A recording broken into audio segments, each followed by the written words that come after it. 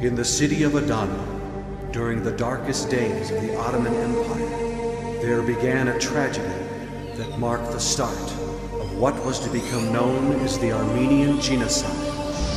The people of Armenia were forced into starvation, torture, and extermination.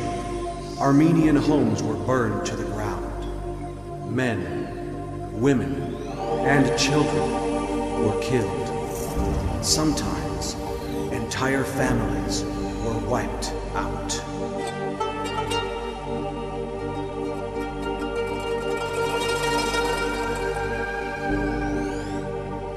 They were accused, convicted, and sentenced to die because they dared to call themselves Christians. Their crime was in believing in a God who sent his Son, Jesus Christ, to die for their sins.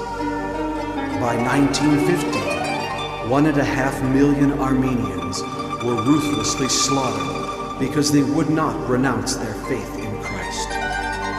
Unpunished and undeterred, the ones responsible for the massacre in Adana set the stage for the terrible genocide of the Armenian people. This is their story.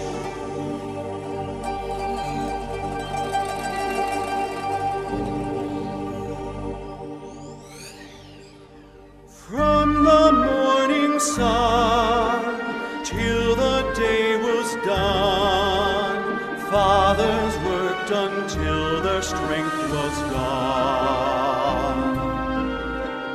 In the summer air, under mother's care, children played within the village square.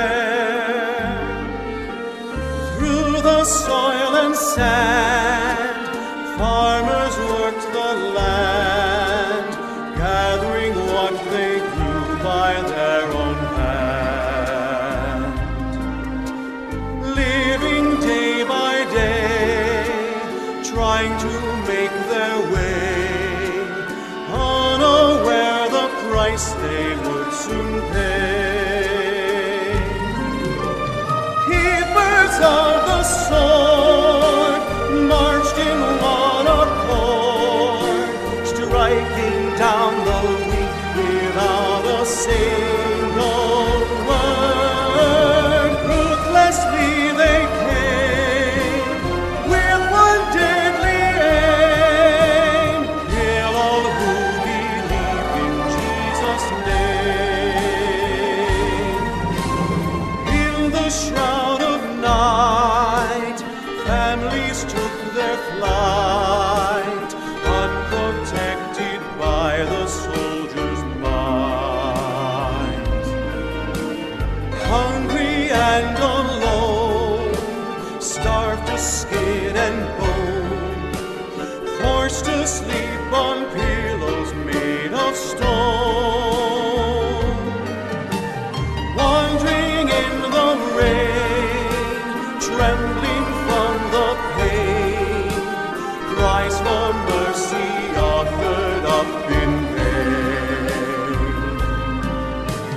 Naked and afraid, on their knees they prayed, as they knelt before the warrior's blade, singing to the great I am, worthy is the Lamb. To him who sits upon the throne we bow before you. Holy is the one, God's almighty Son. Glory to the Christ, our risen King.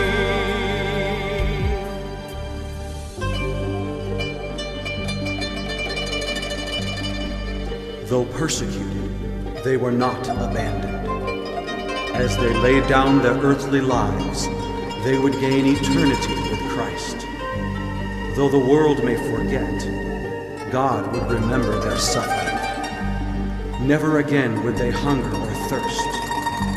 For the Son of God, Jesus Christ, who died and rose again, would be their shepherd. He would lead them to springs of living water, and God would wipe away every tear from their eyes. They would encircle the throne of God, singing to the great I Am, "Worthy is the Lamb who was and is to come."